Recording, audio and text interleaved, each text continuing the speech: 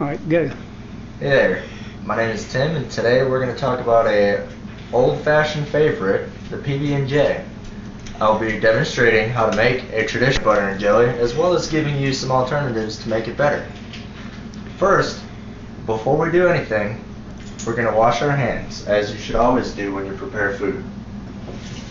Now, we're in a kitchen, and therefore, we must be careful about sanitizing our workspace. So before we begin, that is exactly what we're going to do. Wash our hands and sanitize the workspace.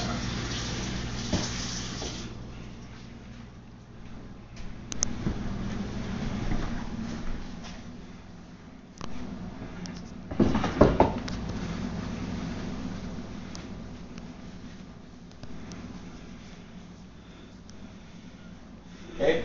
After we've sanitized the workspace, we can begin gathering supplies that we will need to make the sandwich. First, we need a plate and a knife and a spoon.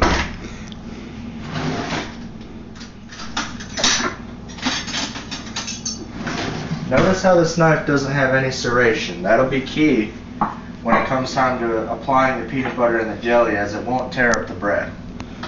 Secondly, you need bread, peanut butter, and jelly. As a jelly substitute, we're going to use apple butter. It's essentially the same thing, just a different kind. The first thing we're going to want to do is go ahead and get you 2 slices of bread out.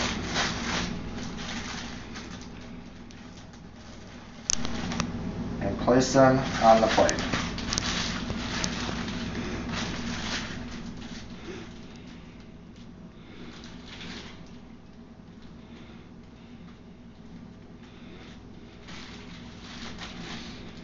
Now, the order that you apply the peanut butter and the jelly does not matter. You can do either one first, just as long as each slice of bread has either peanut butter or jelly on it. First thing you do, go ahead and remove your peanut butter lid and get you out a portion of peanut butter. Now, when I apply the peanut butter and the jelly, I use an S pattern to get full coverage. After you do it once, turn your piece around and go ahead and do it again. Now, this is crunchy peanut butter, and that's why it's not going on as smooth peanut butter. However, it still makes for a great sandwich.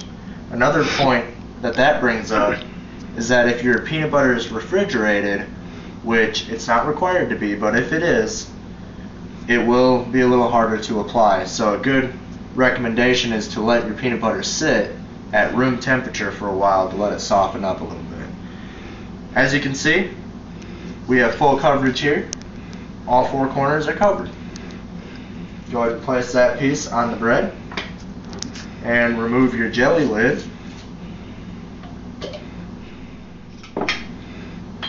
Take your spoon,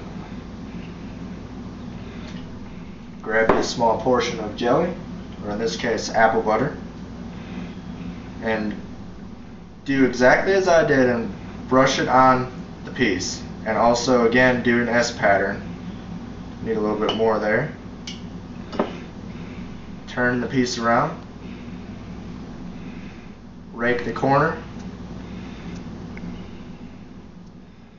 and spread it evenly.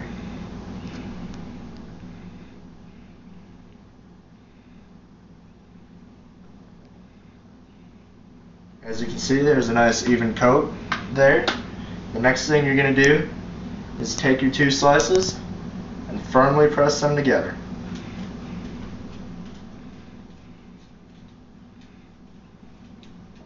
Now, the completed sandwich should look just like this, with little to no excess.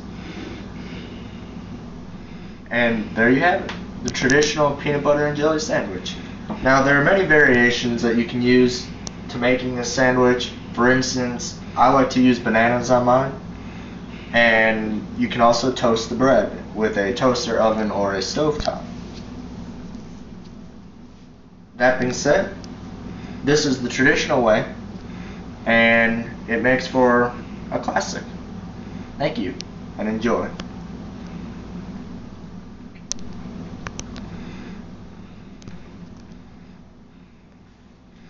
Okay.